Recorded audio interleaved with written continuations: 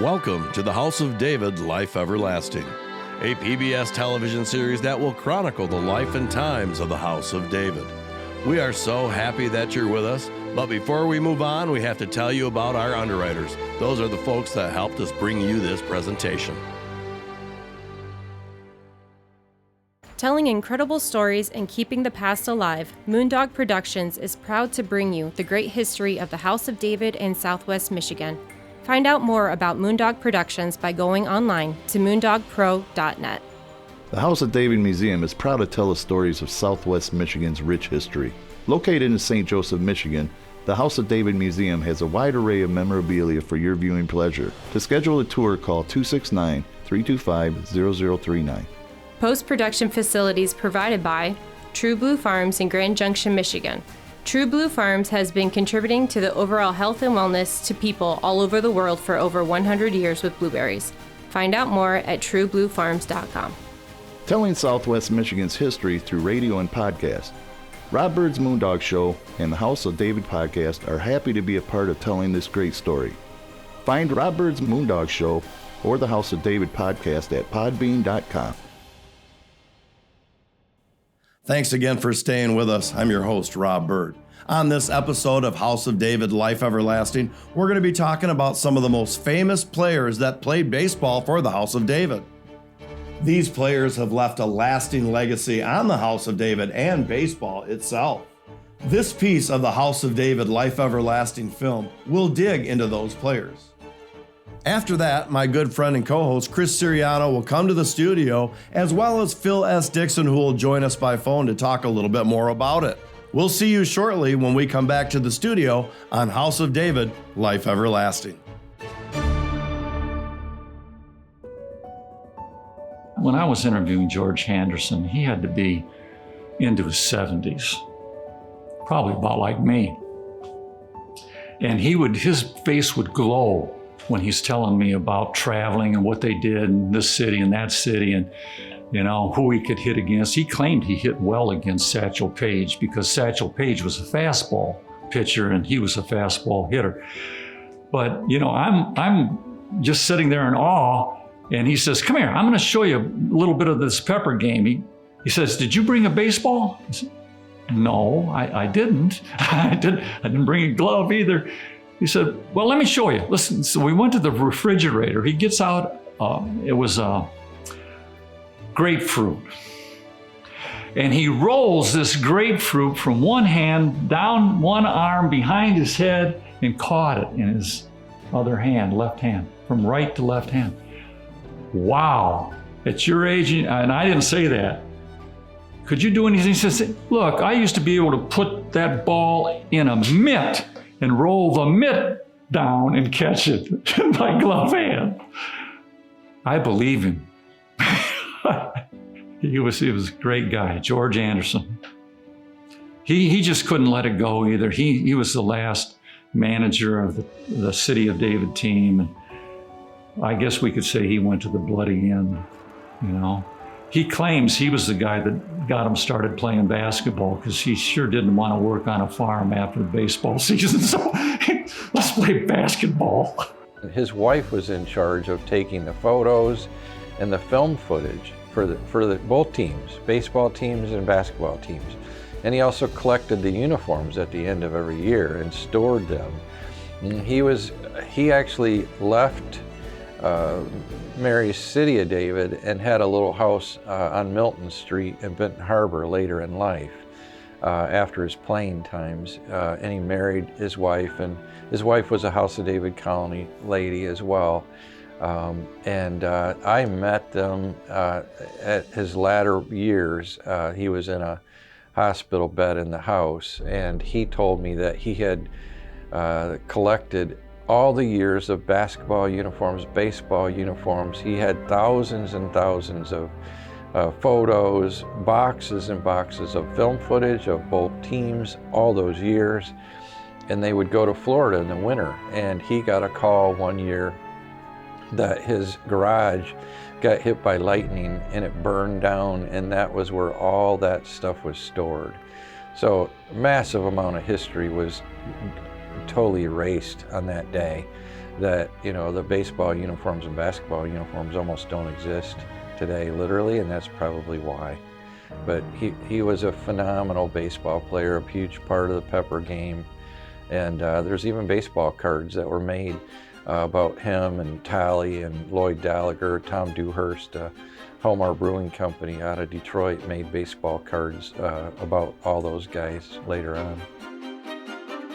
The ladies of the House of David also got into the action. Why let the men have all the fun? Baseball was loved by everyone at the House of David.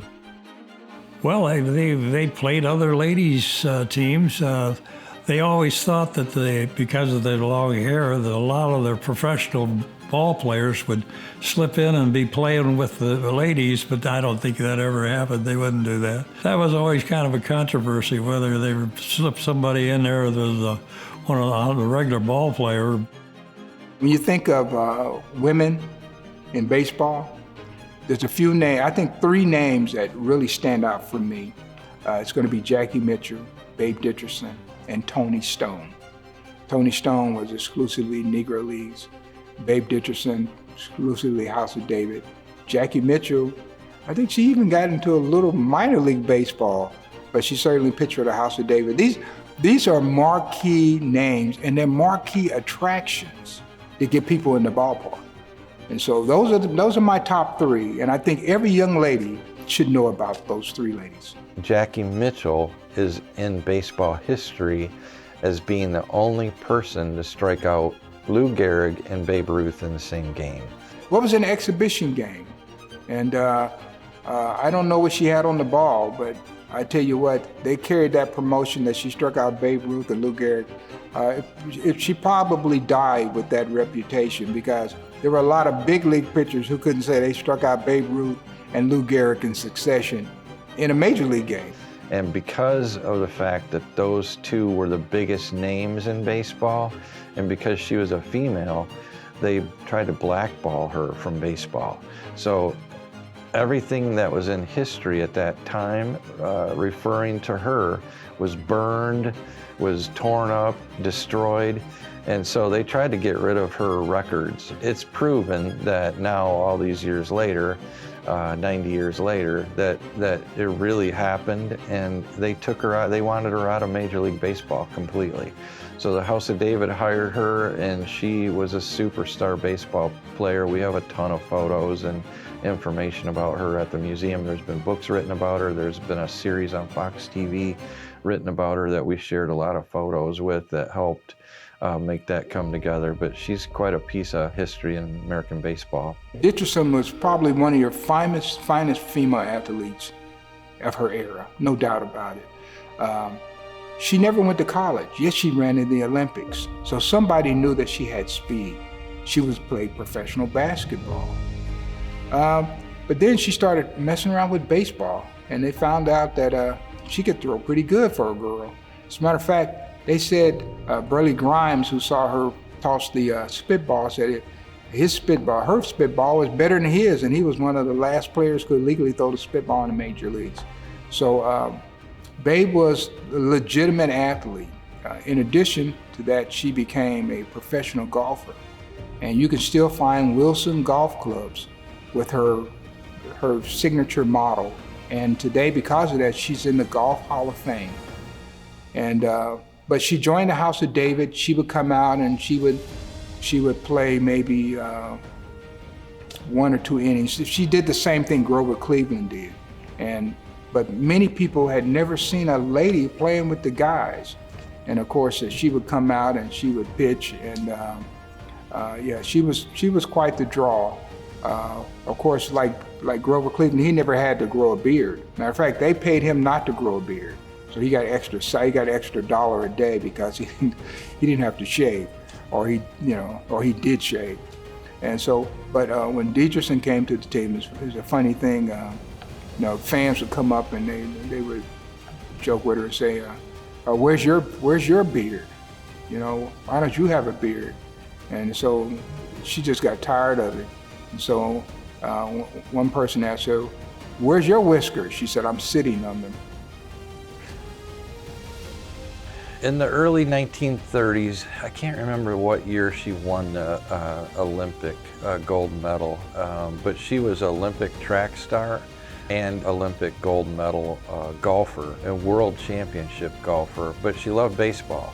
The House of David got wind of that, and they were looking for a draw, and you know, they were already a huge draw, but they had many teams traveling. So in 1934, they signed Babe Didrikson to come pitch for them.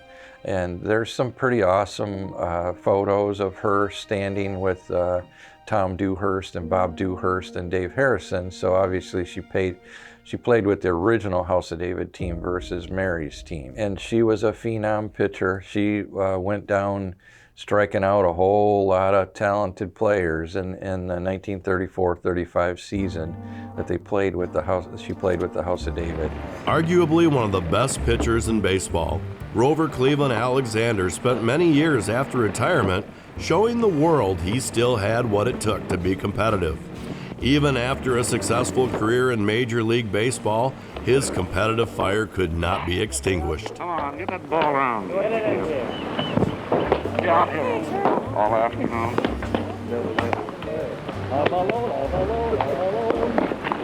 Grover Cleveland would come in and he would pitch 1 inning, maybe 2.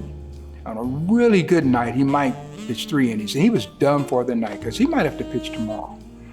But one time they were playing the Kansas City Monarchs, and the House of David got a rally in the first inning, and they batted around. So they get up to the 9th player, and Grover Cleveland gets a chance to bat.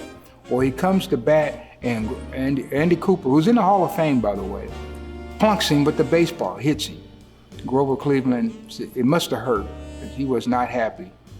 So next inning, he pitches, he gets to the 3rd inning, but he comes back for the 4th inning. Then he's still in there in the 5th inning.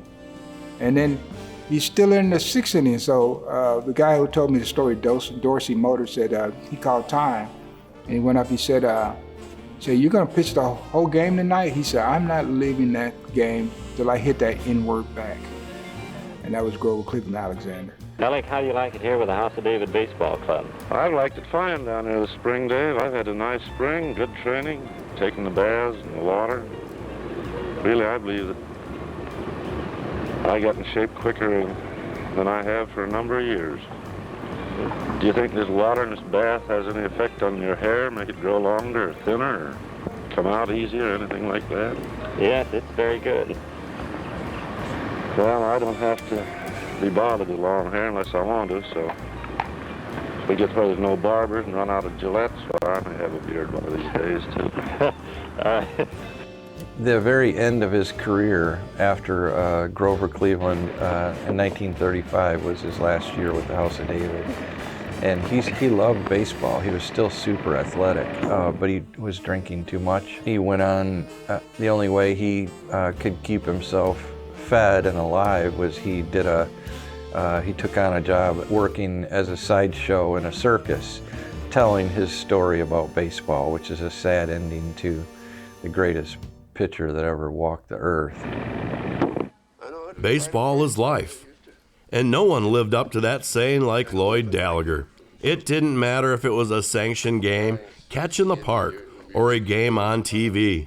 Lloyd lived and breathed baseball. Yeah, you got them. There they are. Sure, that's it. Lloyd Gallagher was one of the greatest guys in my whole life. Thank God that he was on the planet still when I really started wanting to learn and dive into the story. And Lloyd was a little guy, tough guy. He was a catcher for the team. Lloyd came with his dad Hans and his mom and sister from Saskatchewan, Canada, and in 1915, I think, as a young boy. And he would tell me that when they arrived there in carriages to the House of David for the very first time, they felt like they were going through the gates of heaven. And because of the fact that not only were these opulent, elaborate mansions that they were arriving to, but because of the fact that when they arrived it was on a weekend, And it was prepared that a lot of people were getting there that day, and they had bands playing and ladies playing harps and violins, and there was horses and buggies, and it was just a beautiful thing. So they felt like they were getting to the right place, and he lived there all the way up until almost 100 years old. So he loved to play baseball. That was his main thing in life to him was baseball. We'd be out there playing ball behind the roundhouses where they kept all the trains. There was a big field behind there, and it was one of our baseball fields for us kids. And we'd see Lloyd in his electric truck coming, and he'd pull up there and stop and jump out of the truck, and he'd go out there and pick up a bat and start knocking out flies to us, and we'd catch it. And that's just great. He'd see somebody playing baseball. He had to be there and do whatever he could to be part of it. So, yeah, Lloyd was great. My dad had gotten me a bat and his old glove and a ball, and he's like, okay, go have fun, play with this, and I'm just like, I had no one to play with, no one to play with. So I bugged Lloyd, because he and I would watch baseball games all the time. We watched Detroit Tigers a lot too. But Lloyd could watch any baseball game, so we spent a lot of time watching baseball. And so I would just bug him and bug him and bug him. And he's always at work because he was still working at the electric department there on the grounds.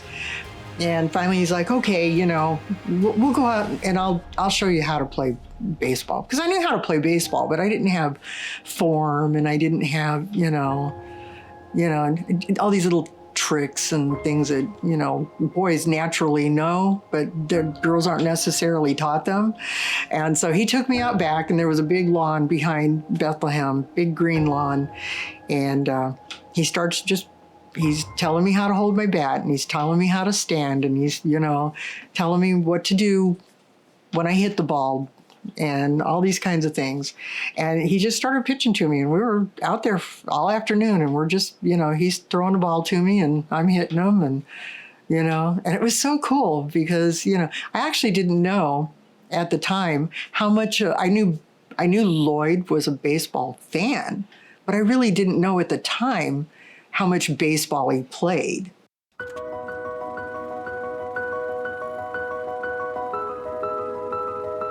Sometimes even the bus driver got into the action. Chet Bush's father drove the bus and was a fill-in when duty called. He was a backup for Eddie Deal, who was their primary catcher at the time, during that time. And if the catcher got hurt, which they did quite a bit, not a whole lot, but they didn't have the protection back in those days that they have now. And if the catcher got hurt, or for some reason spiked or anything like that, why, my dad would fill in for him. My dad suited up for all the games. Eddie Deal was a really tough little dude. He was small, he was really stout, like a UFC fighter kind of guy. He would have fit that mold. He was a great catcher for the House of David, and feared by everybody back in that day as being so talented. He was also a home run hitter, even though he was little. He definitely went down in history as being recognized as one of the greatest House of David catchers of all times. He actually beat out Lloyd Gallagher as their starting catcher on many seasons. Lloyd was like a backup catcher to him, or he would play on a different team other than Eddie Deal's team. So he was a tough little guy, very reliable. He was not a member. He came there very early and grew his whiskers and played with the team, but he wasn't a member. But he was allowed to play with the original team. I met him at 96 years old. He came to the House of David Museum from San Diego, California, with his nephew Vernon Smith, and I have some amazing footage of interviews with Eddie Deal telling his stories. But he's a phenomenal guy, and there's baseball cards made after Eddie Deal, and a couple different ones actually. Pete Gray, most people know him as the one-armed player who came in during World War II. What most people don't know is that he also played for the House of David. And these are some of the types of gimmicks that the House of David would use. Of course, they had their pepper ball, But I know in 1931 they had an unarmed guy. So they had an unarmed guy who had no arms, and he would come on and he would shave before the game, and people would, see this as part of the attraction when you saw the House of David. So if you go from an unarmed guy to a guy with one arm, it's an easy transition. But Pete Gray is probably the most famous one-armed player of his generation. Welcome back to the House of David, Life Everlasting. Back here in the studio with my friend Chris Siriano and co-host, and good friend Phil S. Dixon on the phone, a wealth of knowledge of the Negro Leagues and baseball in general. So this is a short one because we had a lot to talk about when it talks about some of the players, but we'll talk about the elephant in the room, which is Grover Cleveland, which is probably one of the most the noted and well-known baseball players for the House of David and Major League Baseball. Correct. Yeah. I mean, Grover Cleveland Alexander played for the House of David in 1931 to late 1935. He won the World Series for the Cardinals in 1926 by striking out Babe Ruth. Yeah. So he's a big player, big dog. Yeah. And many people, much of baseball history, considered him the greatest pitcher of all time. Sure. So here he is playing for our whiskered team. So that's an unbelievable part of our chapter. And I think certainly something we can dig deeper into later, but I wanted to also mention Babe Ruth came in once. He played a little bit, and we can go a little deeper into that story. But I think one of the most unique stories, Phil, was the ladies that played for the House of David. Well, you can't talk about the House of David during the 1930s without meeting and talking about Babe Dickerson. And she was certainly a legend in her own right. But her days with the House of David were legendary. And here's the thing, when they hired Grover Cleveland Alexander, and he would come in, pitch one inning or something like that a night, but he can't pitch every daggum night, so they needed another publicity angle. Right. So by Babe Dickerson, and I heard that, I was looking at stuff, they were saying she was making $1,000 a month. With Babe Dickerson, they even got a chance to play in Sportsman's Park against the Cardinals. How about that? Yep. And Jackie Mitchell, that crazy, that young teenage girl that just struck out Babe Ruth and Lou Gehrig in the same game and then got fired. Yeah. And got fired for embarrassing the Kings. Right. But of course, there were some great House of David players also. Some that may have just been up there if the stats with the Major League Baseball were kept together. He may have led the league in home runs at some point. True. Oh, yeah. Well, I got to go back to a player. One that kind of slips between the cracks was Dizzy Dean's brother, Elmer Dean. Right. And they don't talk about him. Most people know about Dizzy and Daffy. Well, they had a third brother, Elmer Dean. And so they were capitalizing off the Dean's success by saying, we've got his brother. Now, he was no Dizzy or Daffy. Yeah, I think the House of David between Paul Mooney, that was a phenom pitcher that got offered a huge contract to play for the Cubs and turned it down because he would have had to cut his whiskers and shave his hair, to Doc Talley, who was considered the Babe Ruth of baseball, the whiskered Babe Ruth, and John Tucker, who was a manager for 40 years of the baseball and basketball team. I know when I think of the House of David, just thinking about them, man, without John Tucker, John Tucker had to be one of the guys that everybody must have loved this guy. And even when I talked to former Negro League players, they all knew Tucker. Right. Then they knew the other guys, but they really had connection to Tucker. But Doc Talley, I would venture to say that Doc Talley was one of those premier home run hitters that we don't know anything about. And so he was getting home runs and wasn't getting the recognition. That's right. Right. So it'd be interesting to see how many he really hit. Yeah, and I've seen estimates from guys who played along that period, and who written about him, they said 500. So he might have got to 500 before the Babe. Who knows? Yeah, I agree. And with that, we have to end our show. We've run out of time. I want to say thank you to Phil S. Dixon for your time. Our next show is going to be about the scandal. We're just scratching the surface of baseball, so hopefully more to come on this series. But until then, this is the House of David, Life Everlasting. We'll see you next time. Telling incredible stories and keeping the past alive, Moondog Productions is proud to bring you the great history of the House of David in Southwest Michigan. Find out more about Moondog Productions by going online to moondogpro.net. The House of David Museum is proud to tell the stories of Southwest Michigan's rich history. Located in St. Joseph, Michigan, the House of David Museum has a wide array of memorabilia for your viewing pleasure. To schedule a tour, call 269-325-0039. Post-production facilities provided by True Blue Farms in Grand Junction, Michigan. True Blue Farms has been contributing to the overall health and wellness to people all over the world for over 100 years with blueberries. Find out more at truebluefarms.com. Telling Southwest Michigan's history through radio and podcast. Rob Byrd's Moondog Show and the House of David podcast are happy to be a part of telling this great story. Find Rob Byrd's Moondog Show or the House of David podcast at podbean.com.